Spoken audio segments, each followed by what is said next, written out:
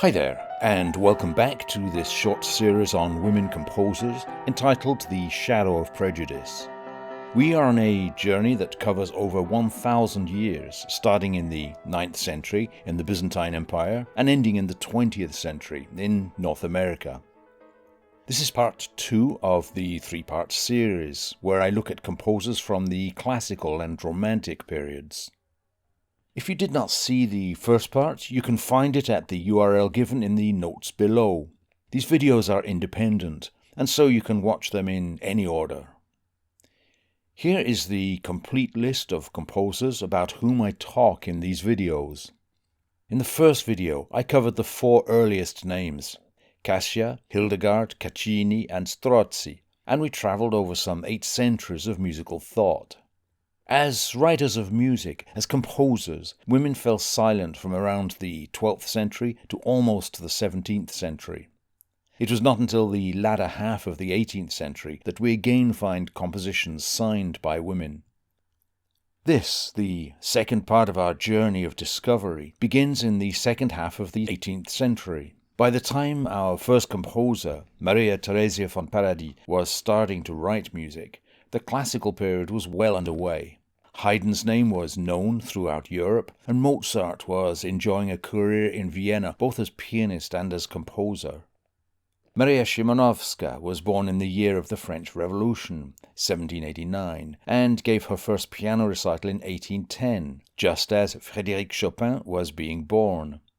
Louise Farrenc and Fanny Mendelssohn were born just after the turn of the 19th century. Beethoven was beginning his Appassionata Sonata, and Napoleon declared himself emperor.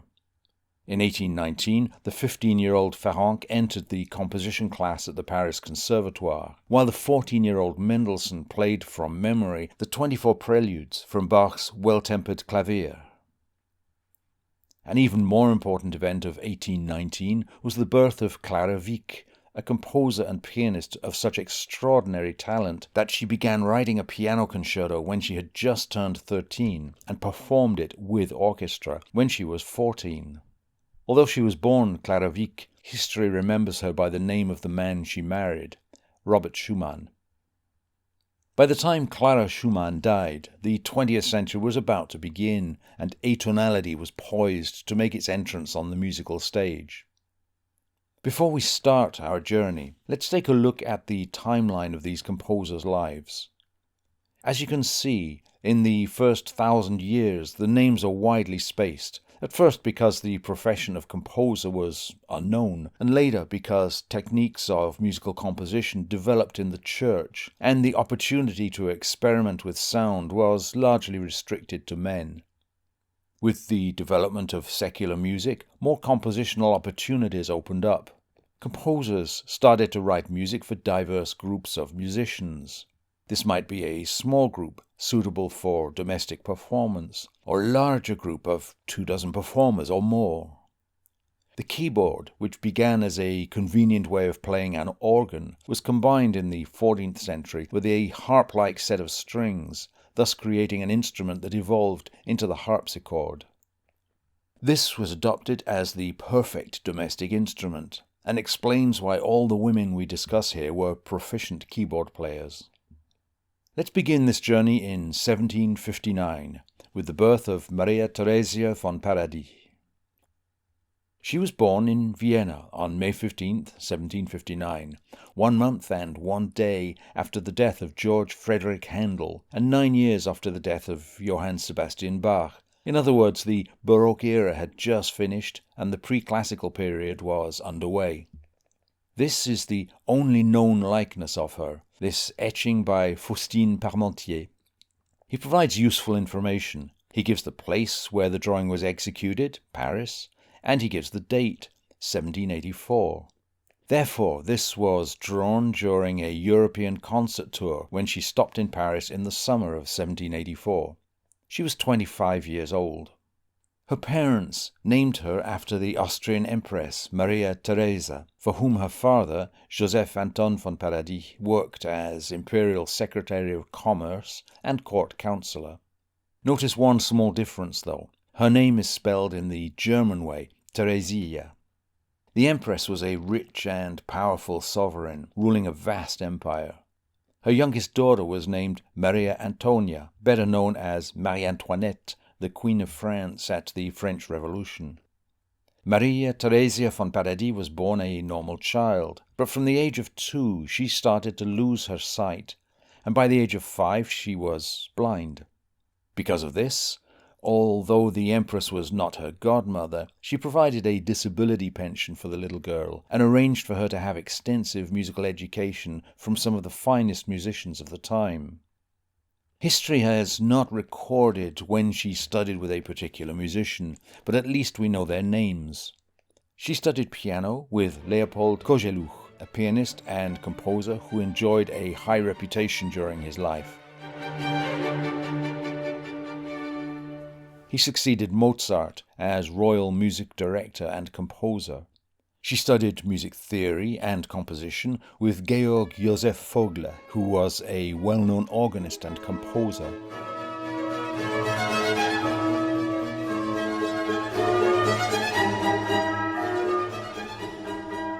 Of all the musicians with whom von Paredy studied, the one whose name is probably familiar to you is Antonio Salieri. His reputation has suffered with slander and rumours, so that today he is often thought of as the antagonist of Mozart, the guy who might even have poisoned Wolfgang Amadeus. In fact, they were colleagues who respected each other and were on friendly terms. Von Paredy studied singing and composition with him, and in 1773, at the age of 14, she performed Salieri's organ concerto.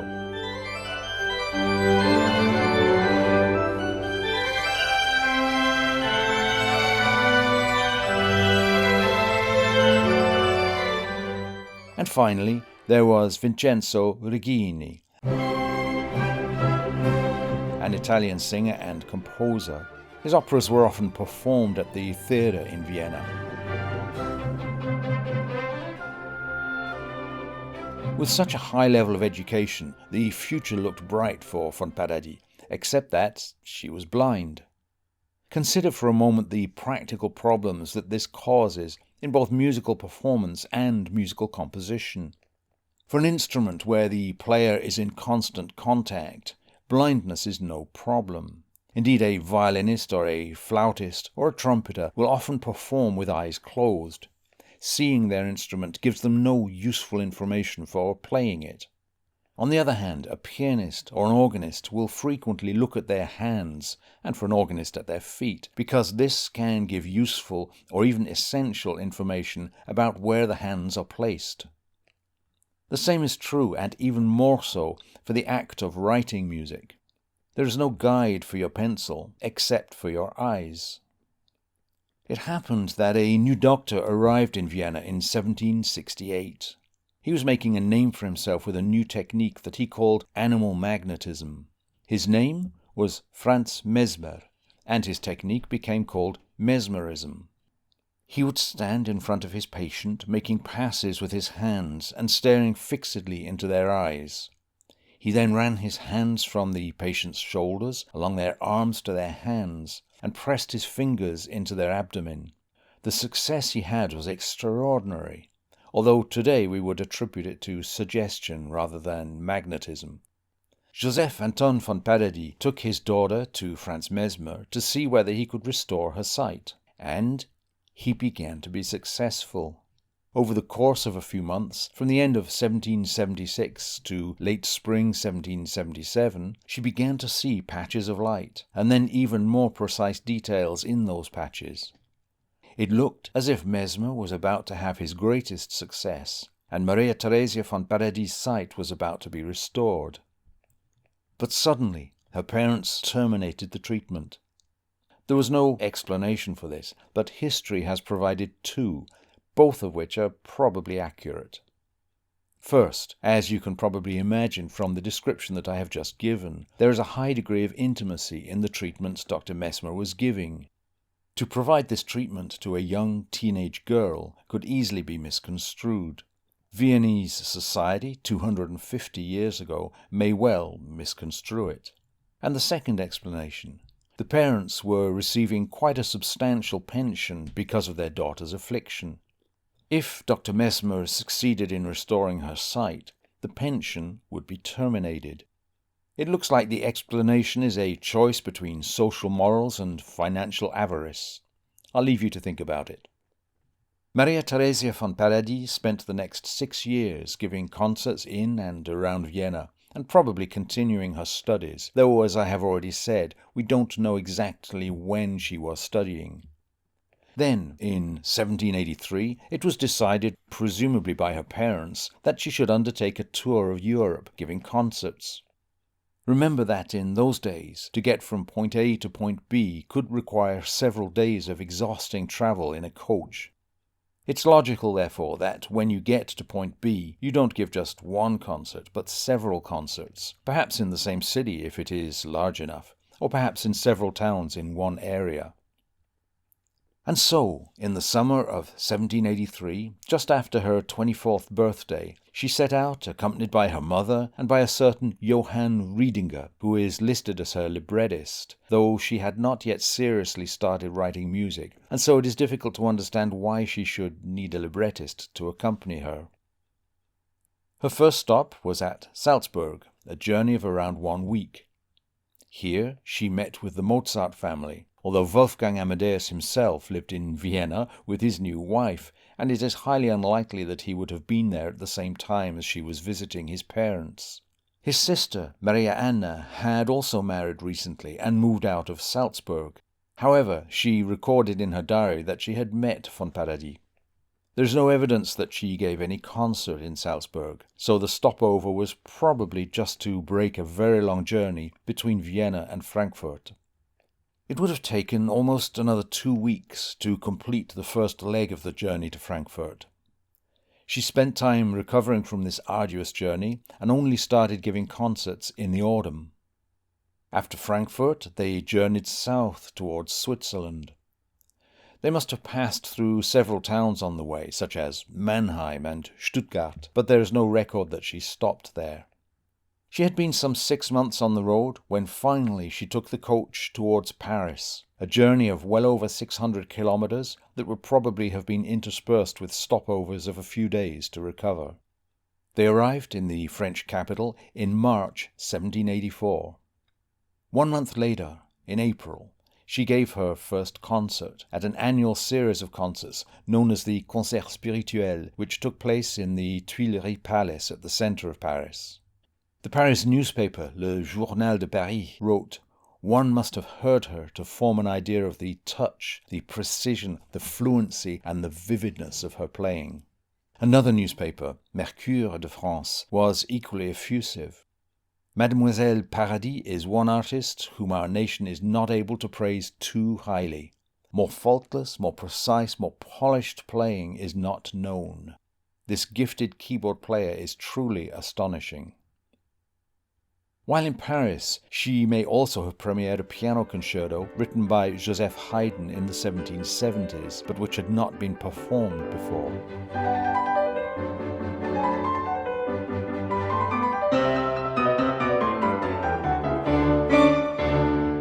Mozart wrote a concerto specifically for her to premiere in Paris. It is believed that this is the K456, the concerto in B-flat major, but like so much in von Paredy's life, dates and events are lacking in evidence. A letter from Leopold Mozart to his daughter talks about a glorious concerto for Maria Theresa von Paredy for Paris. In his catalogue, Mozart dates the completion as 30th September 1784. And so at best the score could have reached her just before she left Paris for London at the end of the year. Remember also that, since she was blind, someone would have to play the solo piano part to her, measure by measure, for her to learn it from memory. The score could have been forwarded to her in London, and she may have played it there in the spring of 1785.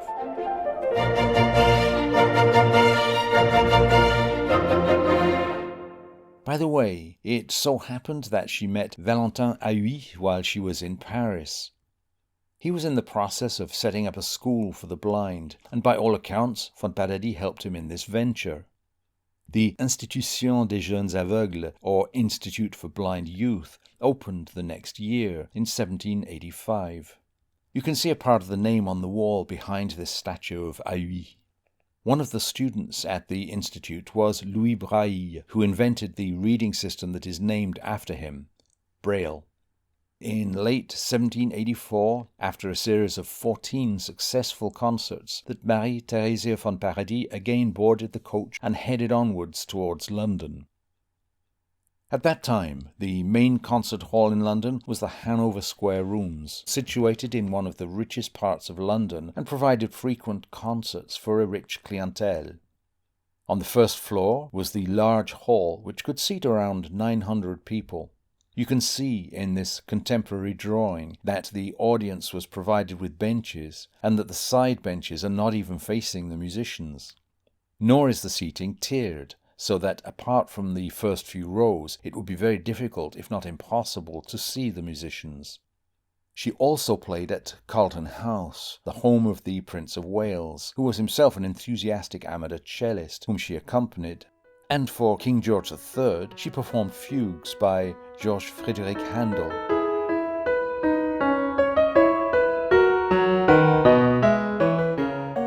However, for whatever reason, the English audiences were not impressed by her abilities, and she had nowhere near the success she had enjoyed in Paris. And so, after a few months, probably in spring 1785, she set off again, crossing the English Channel and travelling a northerly route to Hamburg in Germany. She gave concerts on the way, in Brussels and Amsterdam, and probably other towns. In Hamburg, she met one of the sons of Johann Sebastian Bach, Carl Philipp Emanuel Bach. He was one of the foremost of the composers who were evolving the old Baroque style into the new classical style. His music is expressive and turbulent, as you can hear in this, his symphony in D.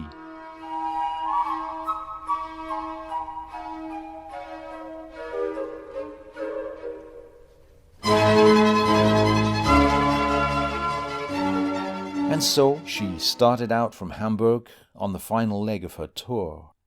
Maria Teresia von Paredy had completed over 2,000 kilometers around Europe, but there was still about 1,000 kilometers to go before she could reach Vienna. We know that she arrived back in Vienna sometime in 1786. What was she doing then for the at least 6 months after leaving Hamburg?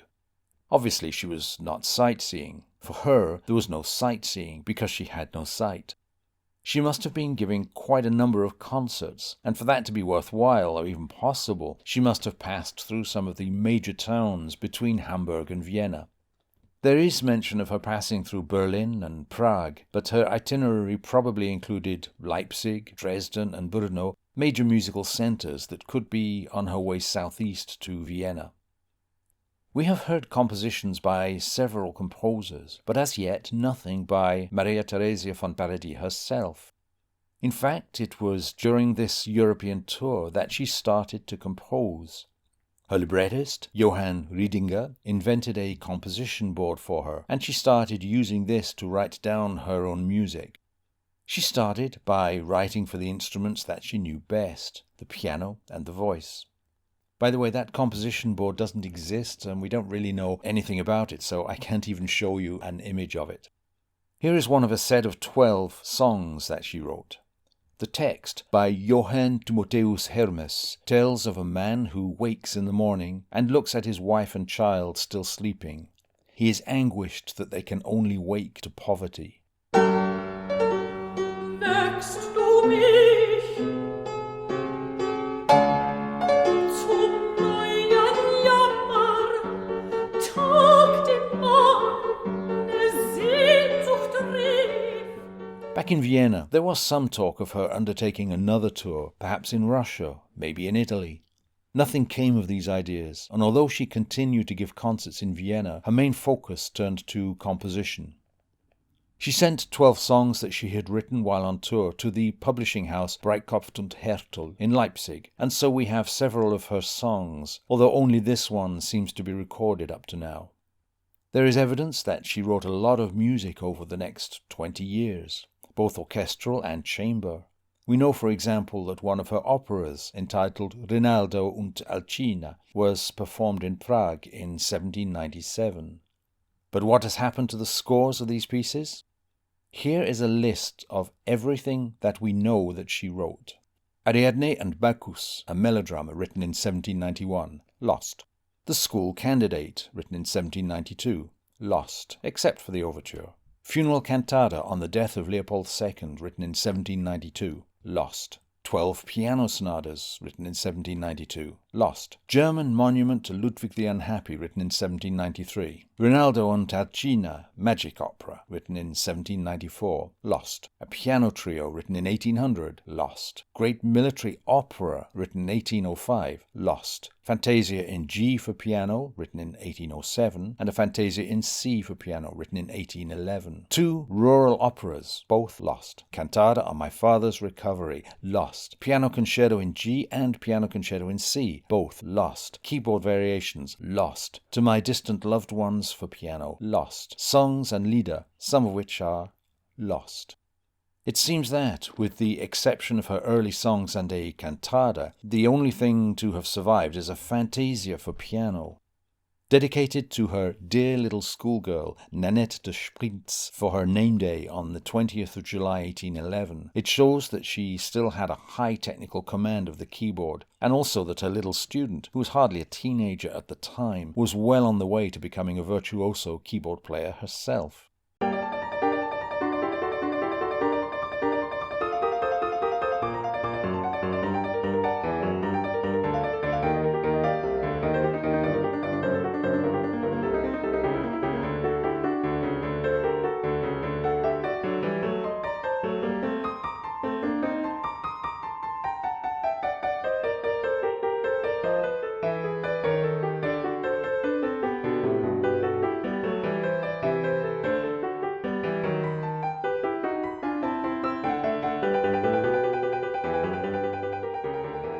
In 1808, she founded in Vienna a school of music.